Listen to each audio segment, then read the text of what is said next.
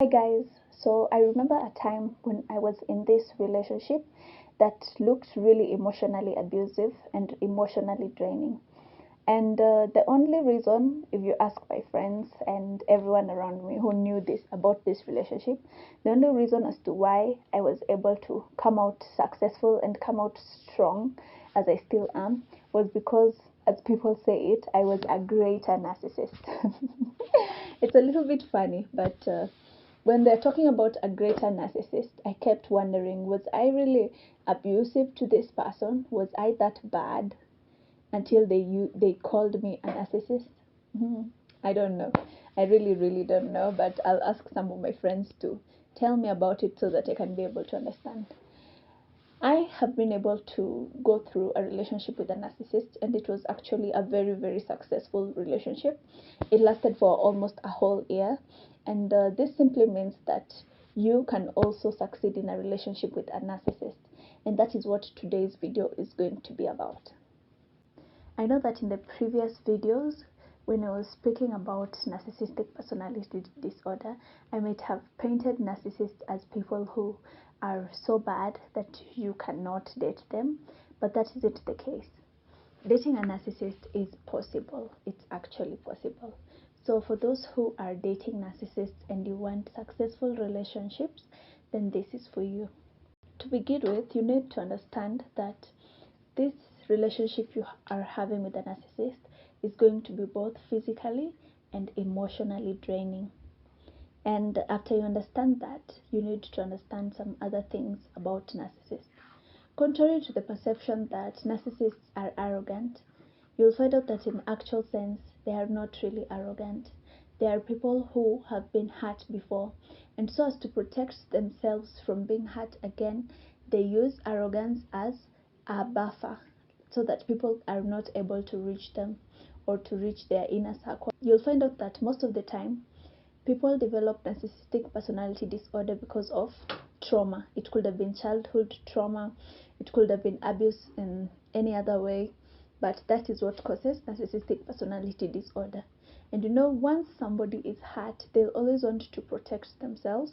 And some people, when they're hurt, they just think about hurting others. Secondly, people believe that narcissists are not capable of love. This isn't true. Narcissists are very capable of love. It's only that most of them see it as a weakness, because when you are in love with someone, you have to be vulnerable to them, and you have maybe to show them a side of you that other people don't know out there. So narcissists see love as a weakness. They don't like being vulnerable. They want to always look strong. So you'll find them cutting off the people who they get attached to, in spite of the fact that it hurts them. And it's not that they don't love you. They love you, but they can't afford to have any weaknesses or liabilities. That's why they try to push you away, they cut you off, they ghost you, all those things. You need to note that falling in love with a narcissist can be both difficult and rewarding. And if you want your relationship with a narcissist to be rewarding and not to be draining to you, then there are some things that you must do. Number one, you must listen to yourself. Most of the time, people, when they sit somewhere, they tend to listen to what people say about their relationships. But when you're in a relationship with a narcissist, you don't have that luxury of listening to what other people say about your relationship. Instead, you are the one who is supposed to be listening to what you are telling other people about your relationship with this person.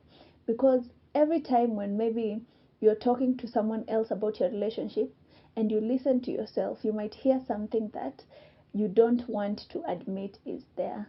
Most of the time when you are speaking your heart out, you'll tend to say the truth, or you'll tend to say the problems that are in the relationship. So when you listen to yourself, you'll be able to hear something that you have refused to acknowledge as true. Secondly, you must examine yourself. Ask yourself, does this narcissist make you happy? Does this narcissist make you a better version of yourself?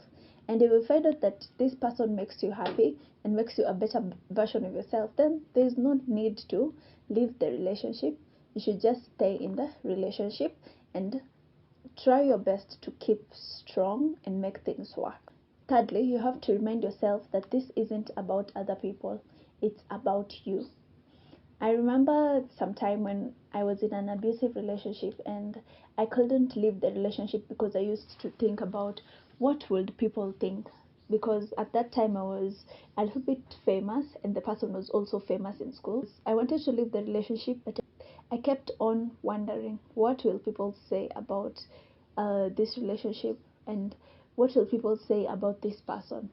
And I used to really care because I also used to think about what happens when it affects my status in the school, or maybe it affects my position and how other people view me.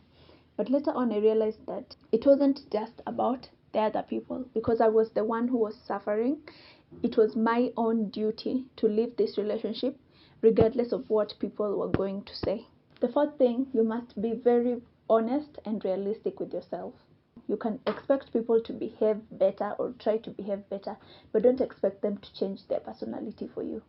Change must come from within a person. And when it comes from within the person, only a person who is willing to change can initialize the change. So if the person is not willing to change, they cannot change. You need to understand that. It will really, really help you in this relationship. Lastly, you need to learn more about your partner. You need to find out what you love about this person, what you don't like about this person. Then ask yourself one question. Are you able to live with these things that you don't like about the person? And if you're able to live with these things that you don't like about the person, then you will be able to succeed in this relationship. In conclusion, I need you to understand that to love anyone, you must first love yourself. And if you love yourself, then it is very, very hard for a narcissist to be able to break you.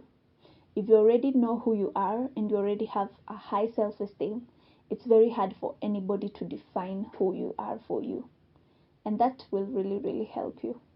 That's all for today. Have a good day. Bye-bye.